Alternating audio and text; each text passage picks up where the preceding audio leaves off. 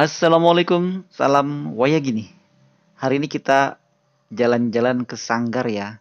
Sanggar untuk anak-anak yang mempunyai kebutuhan khusus.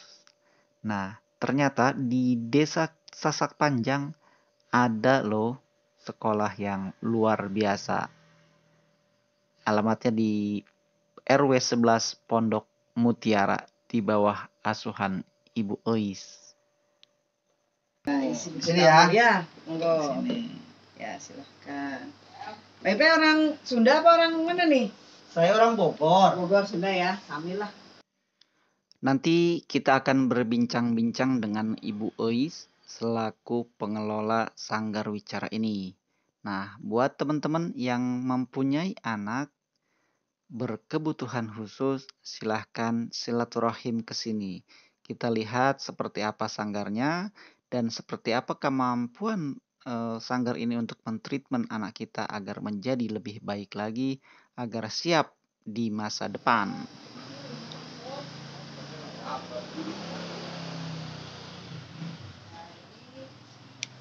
Ini medianya ya. Ya, medianya Media sebagai belajar ini ada di sebelah sana juga, ada di di luar juga ada. Status. Ya, ini status anak-anak yang belajar di sini. Anak-anak yang belajar di sini. Setiap anak punya foldernya masing-masing. Seperti Gitu, ini ya. seperti ini. Jadi ini buku penghubung, ini scoring sheet-nya. Scoring sheet. Ya, setiap hari, setiap belajar kita nilai seperti itu. Penilaiannya. Ini box apa? Oh, ini alat-alat administrasi aja seperti stempel dan segala macamnya. Terus ada setiap anak itu punya absen masing-masing. Gitu. Kalau ini ruangan yang ini? Ini kalau misalnya anak-anak yang perpustakaan. Ini perpustakaan. Ini setiap anak punya absen masing-masing. Oh gitu. Ya, setiap anak beda-beda. Seperti itu untuk di sini. Tapi saya tulis. Iya. Ya, kalau di sini ya ini untuk kita adakan biasanya in-house training. Ya. Tempat ini adalah tempat multifungsi. Di sini tempat yang mungkin di tempat lain tidak punya adalah treatmentnya untuk guru-guru. Justru guru-guru di sini kita kembangkan secara pendidikan potensi yang guru-guru punya. Di sini ada in-house training bila ada anak selesai mengajar gitu ya, guru selesai ngajar, lalu di sini tempat menganalisa kasus-kasus seperti itu, menganalisa kasus-kasus bagaimana treatment ke depannya, apa kesulitan dan kendalanya, ini kita bahas di ruangan ini. Salah satunya demikian. Ada ruangan untuk sensori, ada ayunan, ada matras untuk senam seperti itu. Kita melakukan brain gym di sini seperti itu. Untuk guru-guru belajar kembali menggunakan audiovisual yang kita sediakan di sini. Buku-buku juga ada di sini untuk kita bisa belajar bersama. Karena kita di sini bukan anak yang belajar kita yang belajar oleh anak gitu ya. Nah, ini yang kita bisa berkembang dengan baik. Tempatnya ada di Sanggar Wicara. Kita di sini menangani anak kebutuhan khusus yang bila sudah dapat diagnosa klinis itu seperti autis, ADHD, tuli seperti itu ya, dan SCP, cerebral palsy seperti itu.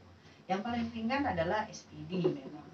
SPD sensory processing disorder seperti itu. Ini masalah di sensori. Dan yang lebih ringan lagi adalah kesulitan belajar, ada disleksia, apraksia, diskalkulia, dan segala macamnya yang menyangkut problematika pada saat belajar nanti. Di sini juga kita menangani individu yang punya kesulitan menelan, makan dan minum seperti itu. Bagaimana kesulitannya nanti kita mungkin akan kita bahas di kemudian. Kesulitan makan dan minum di sini kita lebih spesifik, ada gangguan psikologis maupun organik. Organik itu organ bicaranya, seperti itu. Bukannya dia yang malas makan, hanya malas makan saja, itu perlu penanganan yang sederhana seperti itu. Kalau ini lebih ke gangguan psikologis dan gangguan organik. Untuk gangguan organik kita bisa lihat apakah dia punya masalah di alat bicaranya, apakah dia punya cleft palate. Tahu cleft palate? Itu celah bibir. Celah bibir itu baik dari dalam sampai ke dalam itu punya masalah di organik. Nah, ini punya masalah di akan punya masalah di bicara. Untuk gangguan makan dengan psikologis itu ada pendekatan psikologis, ya. Kita lihat dulu apakah benar anak ini punya masalah di psikologisnya atau dia sensorinya. Kalau sensorinya kita terima dengan sensori otomatis. Apa misalnya dia nggak suka nasi seperti itu, tapi dia makan misalnya roti seperti itu. Ini ada gangguan tekstur di sensori mulutnya, organ mulut seperti itu. Sedangkan untuk yang psikologis dia ada trauma-trauma tersendiri dengan perlakuan atau jenis-jenis makanannya seperti itu. Mungkin dia punya sensori visual yang menjadi hal makanan itu menjadi menakutkan, itu bagian dari psikologis. Nanti kita treatment sesuai dengan kebutuhan. Di sini kenapa kita buat sanggar? Kenapa? Karena sanggar ini sangat luas, bisa siapapun datang. Mereka tidak merasa terbebani secara moral, ya kan? Dia tidak merasa saya sakit, tapi saya di sini untuk bersenang-senang, saya untuk berkembang, saya untuk bisa berimajinasi, saya bisa berkarya. Inilah tempat kenapa kita sebut adalah sanggar. Demikian. Nah, untuk yang datang kemari itu tidak serta-merta yang ABK yang kelihatan sekali, misalnya Down syndrome atau mental retardasi, atau yang cacat fisik, CP seperti cerebral palsy tadi, atau cleft palate, bibir sumbing, tidak. Tapi anak yang kesulitan belajar kan tidak punya masalah secara fisik, tapi orang awam tidak melihat bahwa itu ada gangguan sebenarnya. Gitu. Nah, disinilah treatment yang akan kita berikan kepada anak-anak tersebut agar dia bisa berkembang dengan baik secara optimal. Di sini misalnya datang kasus anak usia 10 tahun. Ya, 10 tahun. Dari 10 tahun ini itu usia kalender. Nah, usia kemampuan kita ada evaluasi kan? Ada evaluasi, ternyata anak ini usia kemampuan adalah 2 tahun. 2 tahun. Nah, berarti ada jeda atau ada gap nih 8 tahun. Nah, kita tawarkan kepada orang tua, bagaimana mengejar ini semua ke 8 tahun ini, ya kan? Dan jangan lupa bahwa usia kalender akan terus bertambah. Bagaimana dengan usia kemampuan? Ini juga harus mengikuti. Kalau dia mau mengejar, ya kejarlah sesuai dengan porsinya, seperti itu. Mendekati usia kalendernya, minimal demikian, agar dia bisa berkembang dengan baik. Seperti itu. Di tempat kami, kita mengoptimalkan bagaimana anak bisa mengejar itu. Titiknya. Gangguan baik audio, visual, kinestetik, kita melihat potensi belajar anak, itu kita lihat apakah anak ini dominan auditory atau dia visual learner istilahnya, atau dia kinestetik yang olahraga seperti itu, atau dia lebih ke seni, ya, art seperti itu. Nanti kita lihat potensi-potensi itu, dan di tempat kami ini sudah banyak yang kita gali potensi-potensinya, minat bakatnya, agar supaya dia bisa mandiri secara benar-benar mandiri secara finansial gitu ya, finansial. Anak-anak ini bisa eh, mendapatkan hasil, dapatkan value dari karyanya anak tersebut, seperti itu.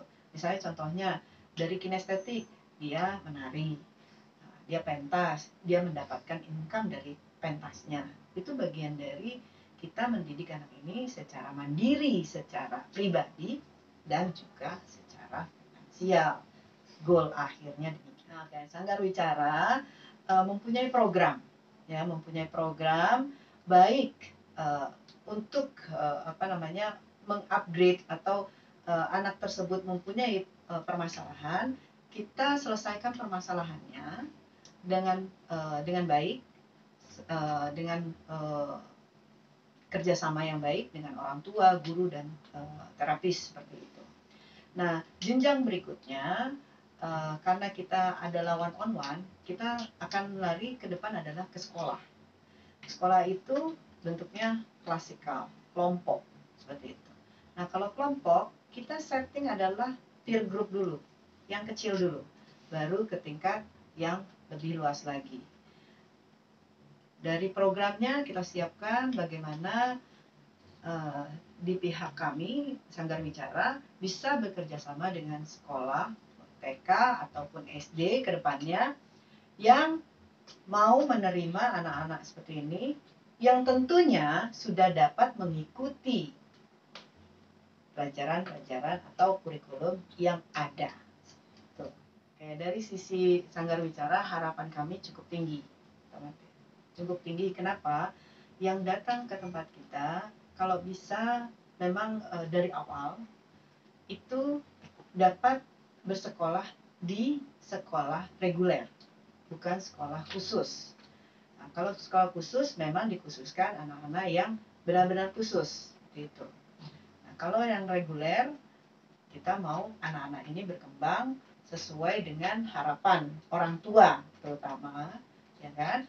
Lalu dia bisa mengikuti jenjang-jenjang itu. Ini butuh kerjasama antara sekolah dengan tempat kami di Sanggar Wicara.